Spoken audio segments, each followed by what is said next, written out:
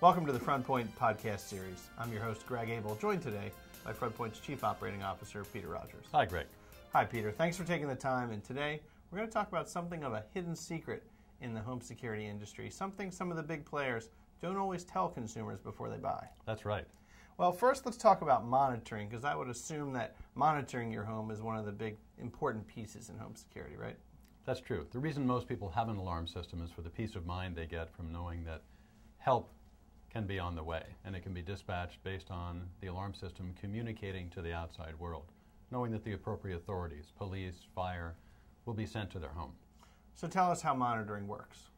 So the way alarm systems work is that sensors in the home, and it could be a door window sensors, glass breaks, smokes, motions, heat, all sorts of different sensors communicate to, imagine the central control panel. All of these devices are communicating their alarm activations to it. It in turn is communicating to the outside world. And by outside world, I mean a central monitoring station. And when they receive an activation, your alarm information comes up, they try to reach you, and if they can't reach you, then they're going to dispatch the appropriate authorities. Okay, so it sounds like the ability of the system to send a signal out to the monitoring center is a critical piece in making the whole thing work. Absolutely. The system is really not useful without that. And how does that work? What is it based on? That's where it gets interesting. There are many technologies out there, but the one that almost all the systems in use today rely on is a phone line.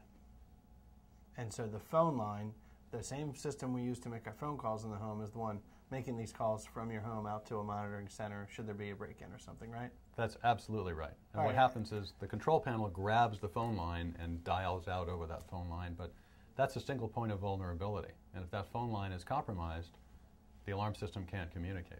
Well, let's talk about then, in terms of its ability to be compromised, is it difficult to knock out a phone line? About 5 seconds and a $5 pair of wire cutters. So if a burglar knows what he's doing, if he wants to take out your phone line, hence your alarm system, he can do it. Absolutely, and it's happening increasingly all over the country. That's a huge vulnerability for most systems. What are the alarm companies doing to educate consumers about the issue? Some are going some way to let them know that there are alternatives. Others just continue business as usual. And how many are we talking about here? Well, in round numbers, there are roughly 80 million homes in the United States. Of those, about a quarter, let's say 20 million, have monitored alarm systems.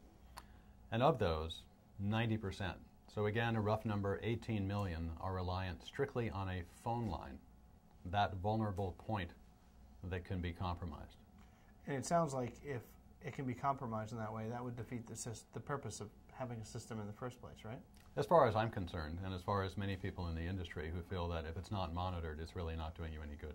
Right. Otherwise, like you said earlier, it's just a noisemaker, right? Correct. What are the alternatives out there for consumers? If someone's educated and knows that my phone system is vulnerable, what else can I do to make sure if there's a break-in and my phone line's down, something other than noise will happen? Right. There are several technologies out there. The one that we feel the most favorably about is cellular. And in fact, we feel that's the only really reliable one. Okay, so tell us how cellular monitoring works. So instead of using the phone line in your home, the control panel has its own built-in cellular radio. Think of it like a private cell phone just for the alarm system. When there's an alarm activation, the panel is going to use that built-in cell phone to call out to the central monitoring station. So not only does it matter if the phone line is cut, you don't even need a phone line anymore. So that can be a big cost savings for a customer. All right, that sounds like the kind of technology that would make people feel safer. Does it cost a lot more? Actually, it doesn't have to cost more. The traditional providers tend to charge more not only for the equipment when they offer it, and also for the monthly fees.